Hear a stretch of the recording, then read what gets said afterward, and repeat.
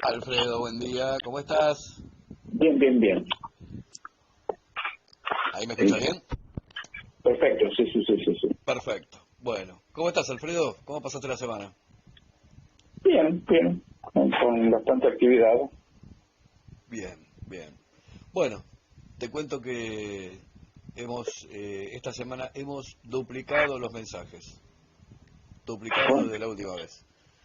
Así que, muy, muy contenta la gente, realmente, Alfredo, ¿eh? Y como digo siempre, agradecidísimos por este tiempo que te tomás para con nosotros. bueno, realmente es un placer y vuelvo a repetir, si es útil, son útiles mis comentarios, placer es doble. Perfecto. Bueno, a ver, hoy la verdad que tengo ganas de hablar de un tema que siempre vamos tratando de, la mayoría de los mensajes que nos llevan, sacamos de ahí para es lo que queremos hablar con vos. Hay dos temas, en realidad hay un tema muy, muy, muy en boga ahora, en los medios y bueno, una causa de interés nacional, que es, esto también en base a los mensajes, aclaro. Te enteraste obviamente lo que pasó con el chiquito Lucio. Sí, sí, por supuesto, sí, sí. Bueno, hoy quisiera enfocarme un poquito, en este tema, a ver, y ver de tratar de sacar algún tipo de conclusión de cómo es la mente humana, ¿no? La perversión y bueno, y todo lo que vino rodeado de eso. Eso es muchísimo lo que nos mandaron mensajes para preguntarte. Y segundo tema, si nos queda tiempo, que también es una catarata de mensajes, es Parkinson. Que hay algunas consultas que también llegan por el tema del Parkinson. Voy a hacer una aclaración ante que esto, Alfredo, que muy pronto va a estar en lugar de consultas directas. Quiero aclarar a la gente que se viene ya el consultorio del doctor Alfredo Fichtenfeld. Eso lo vamos a ir armando y lo vamos a ir promocionando. Bueno, bueno, a ver, vamos a tomar los dos temas que me has planteado.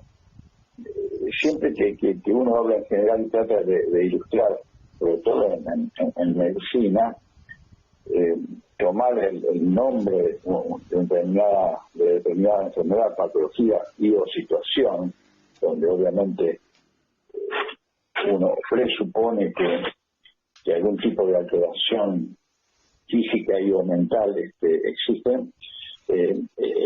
ningún médico está calificado para hablar con absoluta autoridad si no está a cargo, si no conoce a los actores. Entonces, uno puede dar ciertos conceptos, ciertos lineamientos, que en estos dos casos puntuales, yo creo que el segundo ítem, el segundo título, que es enfermedad de Parkinson, es algo, de alguna manera, mucho más sencillo de abordar porque uno lo puede bien delimitar y tal vez sea muy útil para el que está recibiendo la información. Porque hay conceptos, en este caso puntual de enfermedad de Parkinson, hay una gran claridad en qué es, cómo se genera y cómo se debería tratar. El primer tema que está muy en boga y que supera cualquier serie dura de Netflix o cualquiera de estas plataformas, digamos que es más difícil porque es muy difícil sacar, cuando uno no conoce puntualmente el caso, quitarse la subjetividad y lo que la subjetividad, digamos, uno es sujeto, o sea que un individuo es difícil que sea objetivo 100%, uno está sujeto a sus propios conceptos, preconceptos, formación, instintos, deseos, etcétera, etcétera. Entonces, tal vez uno pueda ser injusto, porque es muy difícil tratar asépticamente de tratar de una manera imparcial este tema. Aclarado esto,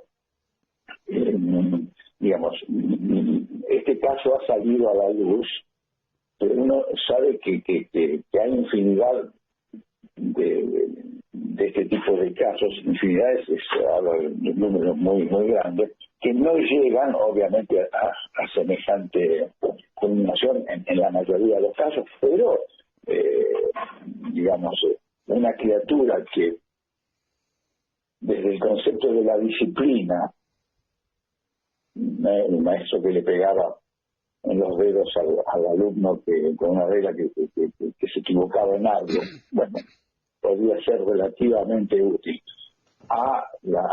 Ya llegar a la brutalidad y al ensañamiento, bueno, estos son distintos niveles y pareciera que en este caso puntual que todos estamos viendo realmente con una situación muy desagradable, casi dando en el horror, bueno, digamos, es un extremo, o es uno de los extremos en que puede llegar la conducta humana.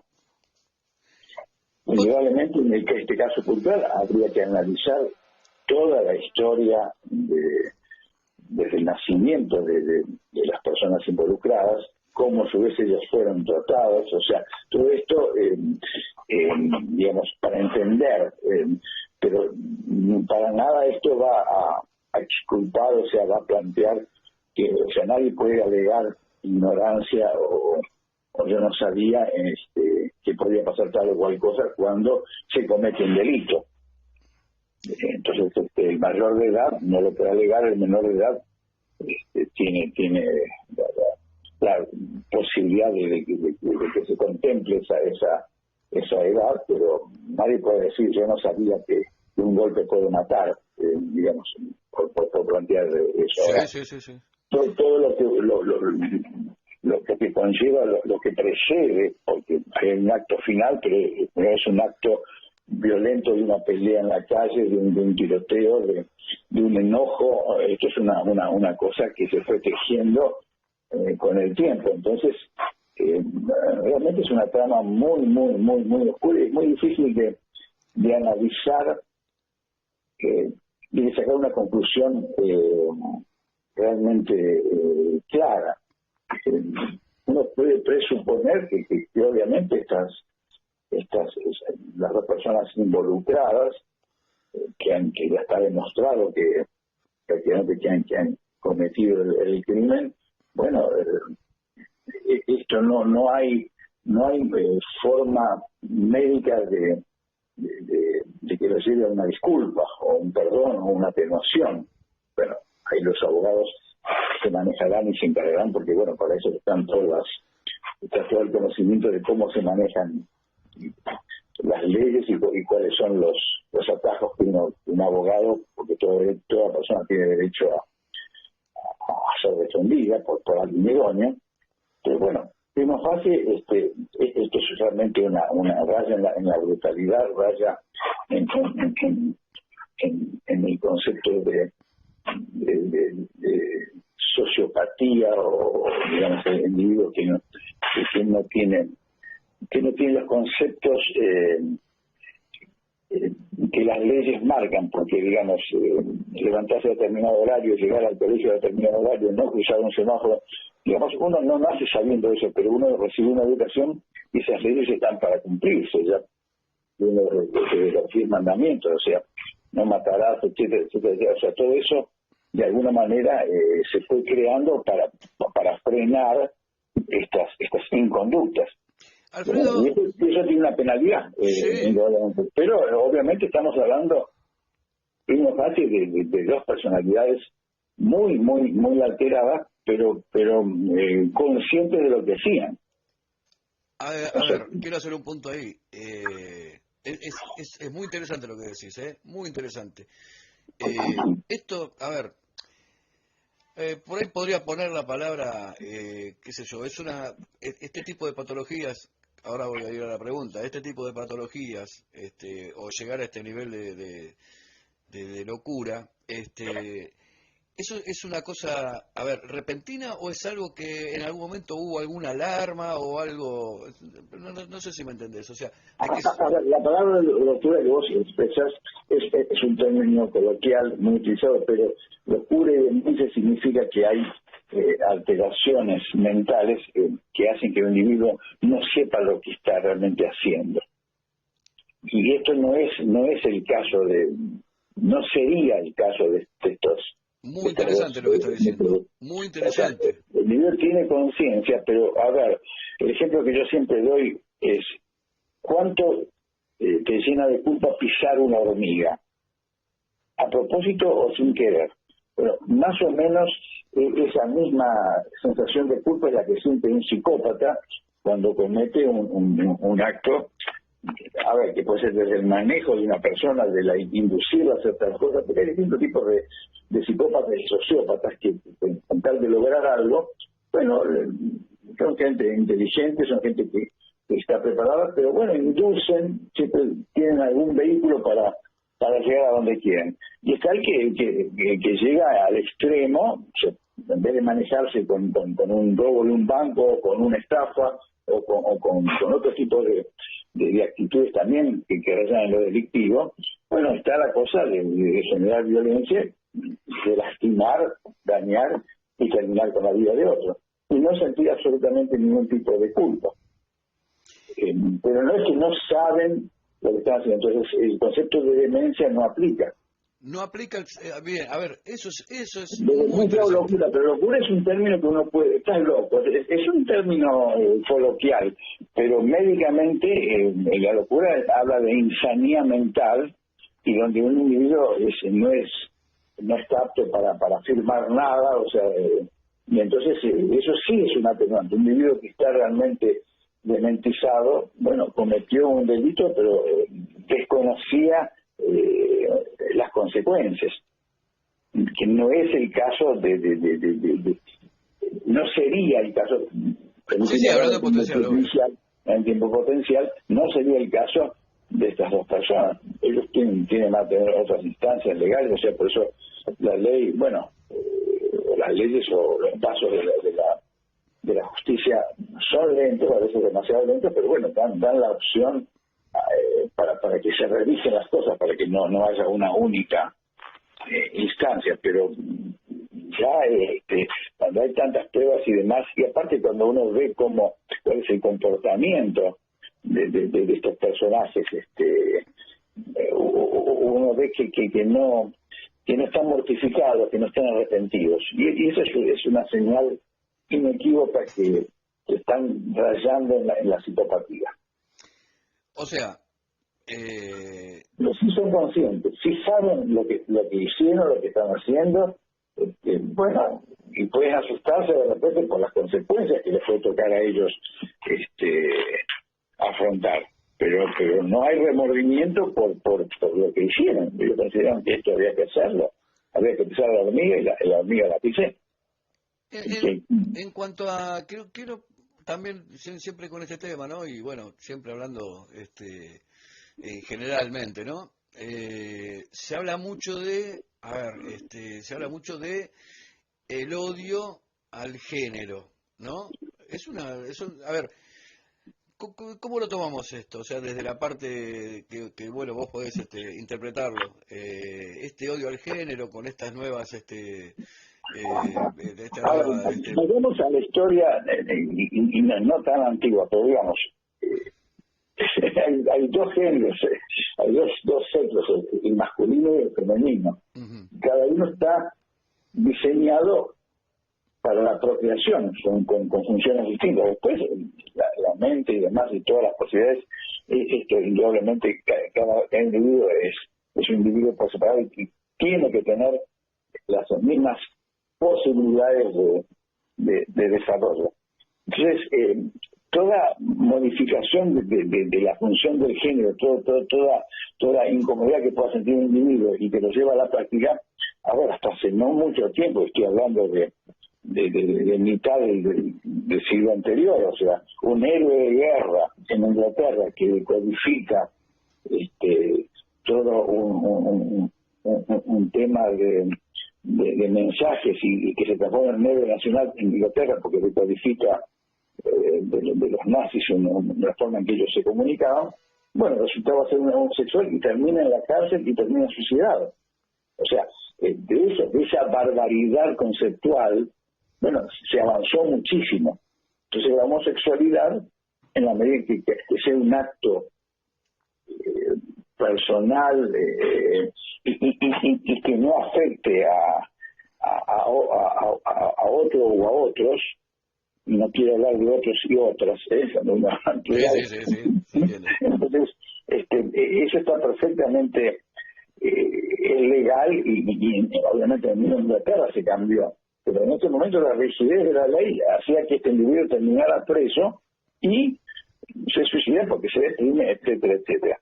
Bueno, pero de ahí a generar festivales, orgías y toda una serie de actitudes y en forma prepotente querer imponerse, ya es pasar al otro bando, o sea, es intentar el revanchismo de los siglos y siglos por los cuales la homosexualidad fue injustamente castigada. Pero también hay un tema cultural que es difícil para gente de nuestra generación aceptar en forma natural, sin tener que hacer un esfuerzo intelectual para poder dominar esos instintos, porque uno tiene instintos bajos, medios y altos. Y el pensamiento y el razonamiento hace que los bajos instintos uno los pueda manejar y frenar. Pero de hecho uno quiere que el varoncito sea varón y que la nena sea nena. Esto es un preconcepto que tiene siglos y siglos y siglos de impregnación cultural. Entonces, esta lucha que se ha generado por la igualdad y por mejorar el estatus de los homosexuales maltratados injustamente, bueno, ha llegado a intentar sobrepasar determinadas líneas y bueno, y querer en forma prepotente muchas veces dominar y pasarse al otro bando, o sea, es repetir la inconducta a la que fueron sometidos sus antepasados, porque en este momento la homosexualidad no está perseguida. No en todos lados, hay lugares de la tierra actual y de países importantes donde la homosexualidad se sigue condenando. Pero bueno, en el mundo occidental se avanzó muchísimo y eso es notablemente bueno y satisfactorio. Pero el tema es que el grupo que considera que sus ancestros fueron maltratados ahora quiere maltratar o hacer lo mismo que hicieron los ancestros de los que maltrataron a sus ancestros. O sea, no sé si se entiende la... Sí, se entiende. La sexualidad, o el acto sexual, o sea, que es algo absolutamente natural, como ir al baño y como comer, bueno, hacerlo en público no es decoroso, o sea, no culturalmente, digamos, es condenable. O sea, a uno le daría vergüenza hacerlo en público. No quiere decir que uno tenga vergüenza de tener sexo, pero hacerlo de manera indecorosa, bueno, pero hay personajes que lo pueden hacer y lo quieren hacer. Pero el tema es cuando uno daña al otro y daña la moral o el buen gusto del que está pasando. O sea, hay que también respetar el derecho de uno termina cuando empieza el derecho del otro. Pero este tema puntual de la homosexualidad de esta pareja de mujeres, digamos, yo aceptaría todo bien, pero lo que es brutal es lo que han hecho con la criatura, por lo que ellos imaginaron que fuese. O sea, esto es absolutamente condenable. No es condenable la relación de esa pareja, si eso hubiera quedado simplemente en la intimidad de ellas.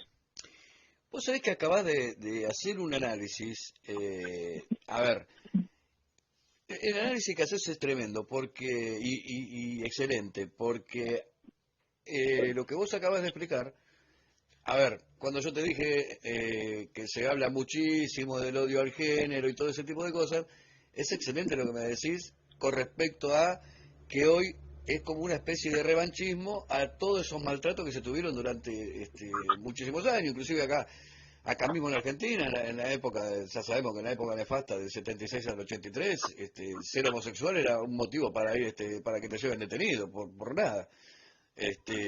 O sea que es excelente lo que decís, la explicación es excelente. Lo No, si aplicamos a sería otros. una explicación, estoy hablando en forma grupal, yo vuelvo a repetir, yo no estoy analizando el caso puntual, estoy hablando en general, pero uno ve que se cometen excesos, una vez que se ha logrado, que se ha luchado contra viento y marea y que se logró una igualdad y que salieron leyes en favor de la defensa de la homosexualidad, bueno, pero después ahora ya da miedo de repente subir en un ascensor con una dama, porque cuento una anécdota que es real. En una experiencia que yo estuve mucho tiempo en varios lugares en Estados Unidos, pero mi primera experiencia fue que yo estaba en un hospital en Iowa, en el medio del centro de Estados Unidos, y me dijeron, nunca se te ocurra subir con una mujer con tu guardapolvo solo en un ascensor. Estoy hablando del año 1990. Porque de repente llegan al piso y la mujer te acusa de harassment, Sí, de una violación. cosa. De violación. Ah, A ver, el que me lo dijo, no estoy diciendo, ni siquiera me acuerdo quién me lo dijo, o creo absolutamente que estoy hablando entre dos personas. No sé qué, pero el consejo fue, estoy hablando del 1990, no subas con tu guardapolvo solo con una mujer, porque se arranca el vestido, la blusa y te puede acusar. O sea, quiere decir que ahí estaban más adelantados que nosotros con respecto a este tipo de problemas. Entonces, eso es un exceso. O sea, como hay leyes que protegen y ante el dicho, no hay defensa. O sea, entre un hombre y una mujer, hoy si la mujer dice que el hombre le intentó intentó algo relacionado con el sexo, la culpabilidad es prácticamente 100% que le caiga al hombre. Entonces, ese es un exceso. Eso es una deformación. No me ha pasado nunca, por suerte, pero me acuerdo del comentario que yo de ninguna manera hubiera pensado esto, pero quiere decir que esto ya arrancó muchos años atrás y en todo el mundo.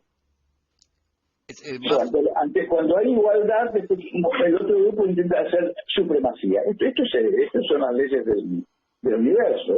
Siempre están los invasores y los invadidos, y siempre el invasor va por más. Y el invadido, cuando tiene cierto poder, trata de recobrar y después, bueno, encima te saca un territorio más. Esto es algo en otro campo, pero es la actitud del ser humano. Que los animales no tienen esa necesidad, ¿no? sí, totalmente. Pero bueno, son ejemplos. Entonces, la igualdad de género es un avance infinito. Pero bueno, después vienen las deformaciones. Entonces, ahí las deformaciones son individuales y después esos individuos se agrupan, y bueno, se agrupan en agrupaciones débiles, medio fuertes o muy fuertes, y con mucha repercusión. Entonces, van teniendo su posición y van ganando adeptos y demás. Entonces, por eso opinar así ligeramente es incorrecto, y mucho menos en temas médicos, ¿no? Para pasar al tema Parkinson, me quedo con esto de que este acto puntualmente no es un acto inconsciente, sino que es algo consciente. Eso es interesantísimo y me parece... Sabe lo que está haciendo, pero mide de manera distinta las consecuencias, o no le interesa el daño infligido. O sea, porque es como haber pisado una hormiga. O sea, ¿cuánto tiempo te puede dar la culpa de haber pisado una hormiga? Totalmente.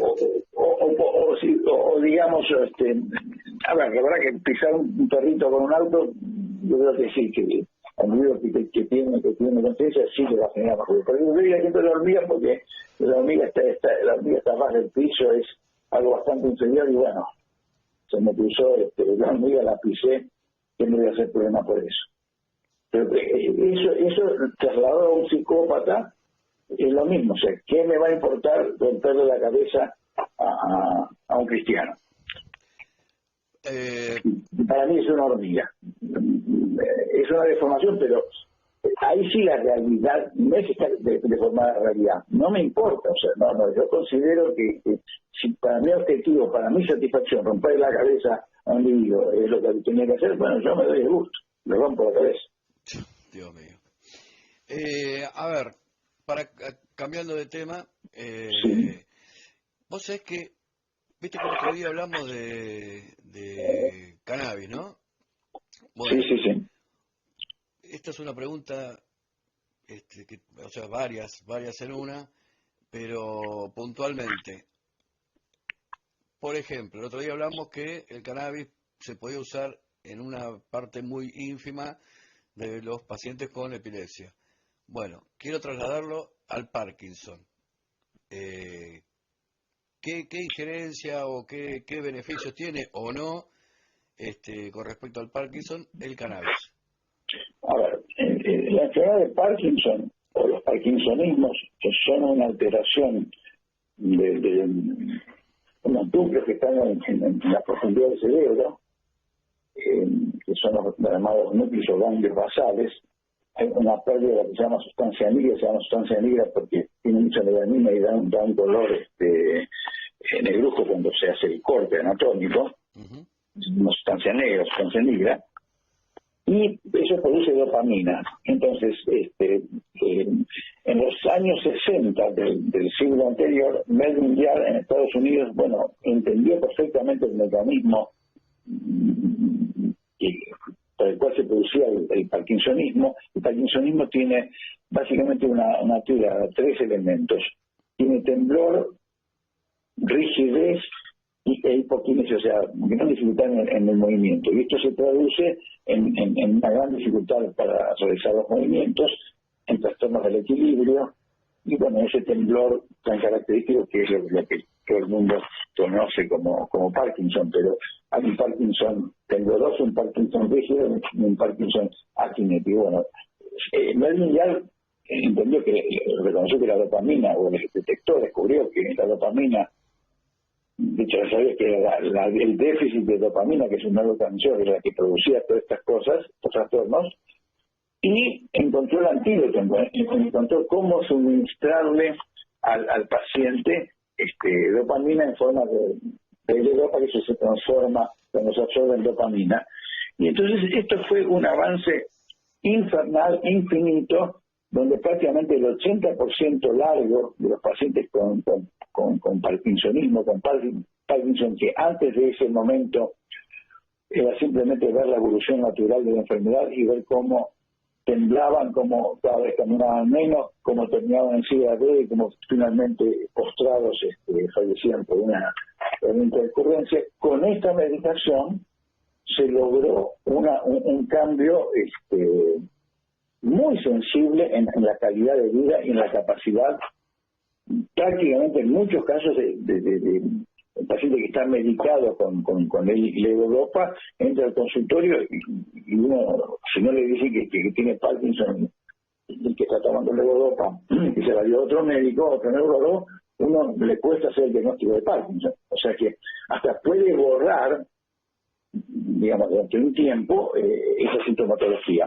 Y después han aparecido primero la L-dopa se daba sola, provocaba muchos vómitos, no se toleraba bien. Después se hizo una combinación de levodopa con otra sustancia que es un imitador, porque cuando se absorbe a la luz del intestino puede provocar reacciones como vómitos y demás. Bueno, todo eso se fue corrigiendo y ahora prácticamente la medicación con la que contamos se tolera muy bien en altísimo porcentaje de los casos. Y aparte hay medicamentos que se llaman agonistas dopaminérgicos que potencian, es como el aditivo del aceite o de la nafta que mejora la calidad de la nafta que le ponemos en el tanque o del aceite que estamos utilizando, más o menos para que se entienda. El agonista no actúa por sí solo, sino que potencia y mejora la acción de Europa.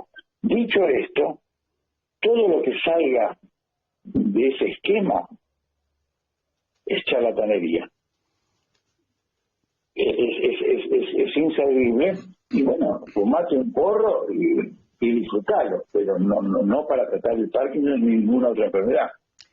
¿Y el aceite de cannabis tampoco tiene algún No tipo tiene ningún... A ver, son sustancias que generan un bienestar en el ánimo y obviamente todo temblor o todo trastorno parkinsoniano, uno les da muchas veces, asiste al paciente con psicoterapia, con algún psicofármaco, algún tranquilizante menor para ayudarlo, porque aparte el paciente con Parkinson piensa, dice, uy, la pucha, mira lo que la enfermedad que está cursando y demás. Entonces, bueno, esa ansiedad uno la puede calmar. Y tanto el cannabis como cualquiera de esas sustancias pueden dar momentáneamente algún tipo de solución, pero de ninguna manera tiene indicación. O sea, el temblor, o una de las causas del temblor son la ansiedad y el cansancio. Cuando un individuo normal está cansado o ansioso, le tiemblan las manos. Eso es fisiológico. En el paciente con Parkinson ocurre lo mismo, está cansado, agotado o ansioso, tiembla más. De repente el efecto que puede lograr el cannabis,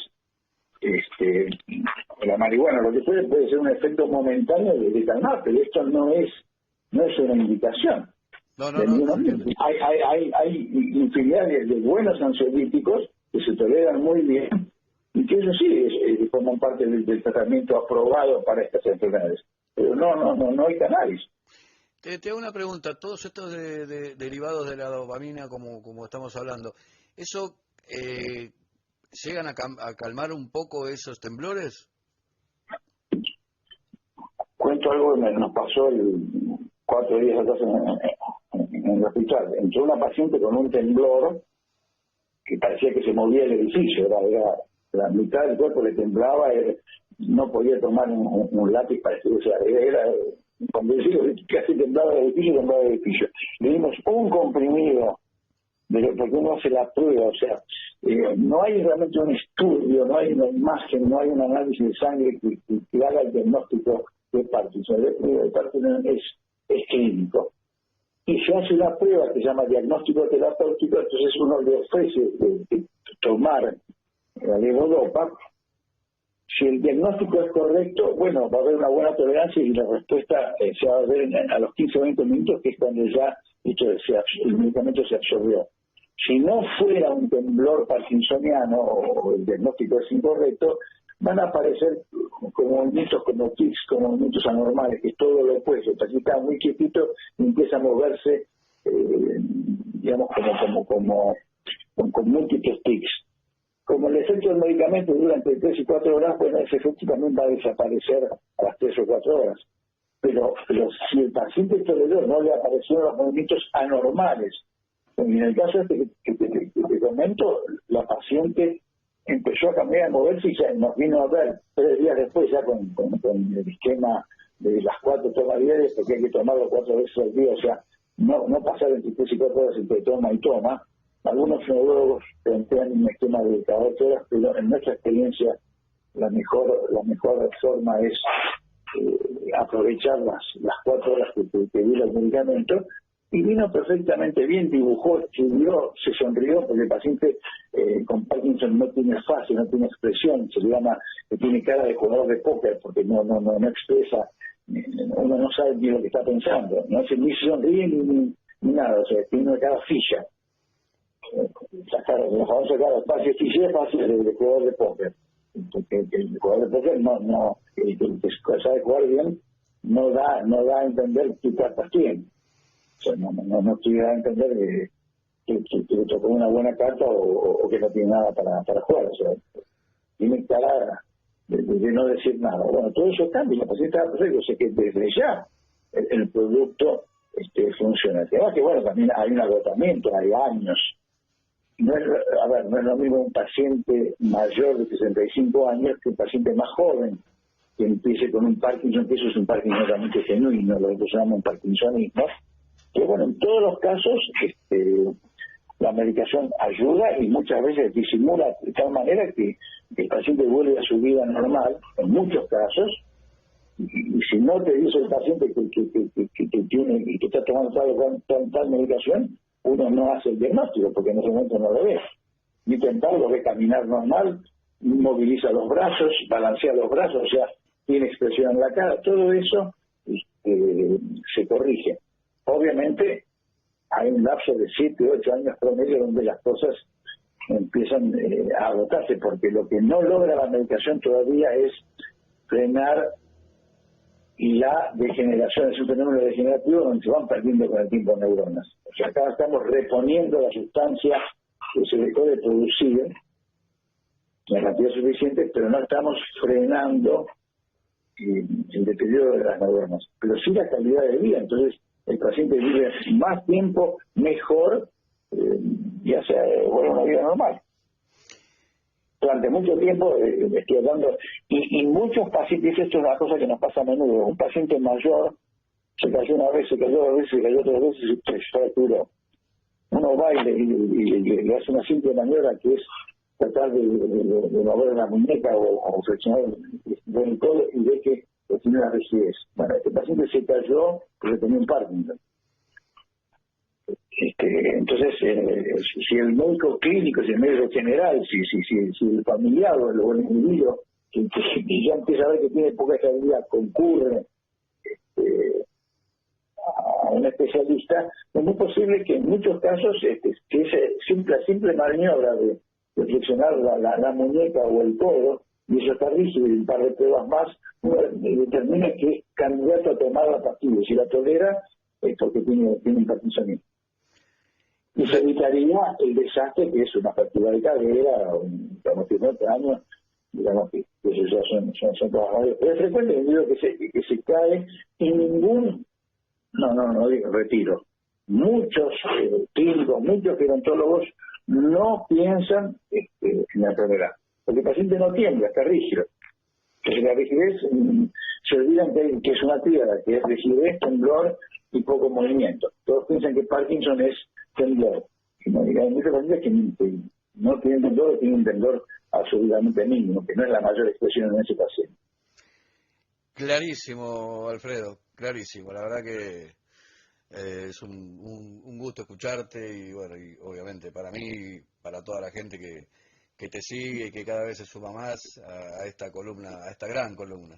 Así que, bueno, te vamos a dejar libre, sabemos que tenés actividad, como siempre, agradecidísimos por este tiempo que te tomás, Alfredo, y bueno, estamos hablando la semana que viene.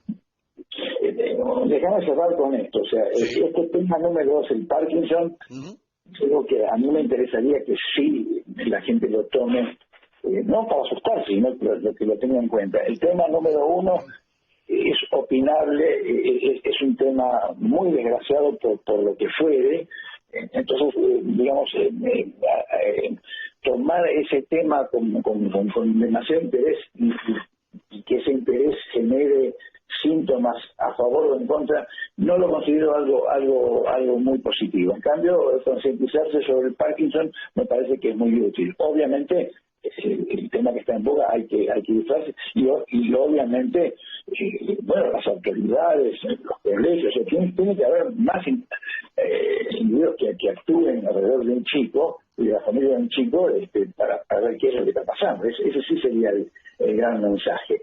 No focalizarse en este caso que ya es, bueno, es el huracán ya que rompió todo, es devastador este caso.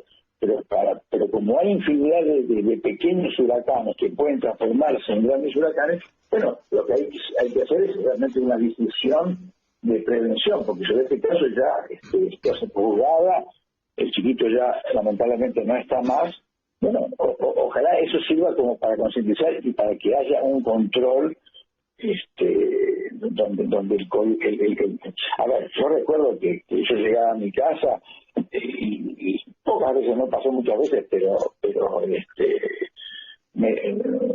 tu papá o tu mamá, me decían en el colegio, ¿no? Entonces yo llegaba el viejo tarde y papá, y bueno, la mirada que me mandaba y el cocorrón, y después me preguntaba qué hiciste. Y después iba al colegio. Ahora yo tengo entendido que la familia va y agrede al maestro. Esto también es un tema para tenerlo en cuenta, ¿eh? Es terrible eso, Alfredo. Hoy y esto es diario, ¿eh? Y así como agrede al maestro, uno debe imaginar que también debe agredir a su propio hijo. O sea que todos son detalles, son supuestos, pero supuestos reales. O sea, el caso puntual del que todos estamos hablando, me parece que ya es cosa jugada y es una barbaridad, pero que en todo caso sirva para evitar nuevos casos. En cambio, lo otro, de Parkinson, me parece que sí, es algo que la gente tiene que tener más conciencia, porque el Parkinson es perfectamente tratable. Quiero decir que todos estos tipos de cuestiones, de patologías y bueno, y toda la experiencia del doctor Stephen ya va a estar haciendo algunas conferencias por Argentina, por toda Argentina, así que va a ser muy interesante que lleves tu expertise para todas las provincias y bueno, nada, y que sea muy masivo, porque la información creo yo que también tiene que ver con la prevención. Bueno, eso es lo que uno intenta transmitir, ¿no es cierto? Y siempre de la manera más clara, siempre de la manera más clara. Bueno, Alfredo, que tengas un gran fin de semana. Y bueno, y para todos los que están atentos a esta reunión, no lo fin de semana. Igualmente, y también que tengas una buena semana. Así que la próxima estamos con otro tema. Y que gane Rivas. Y que gane el rojo también. Está muy bien. Te mandamos un gran abrazo, Alfredo. Chao.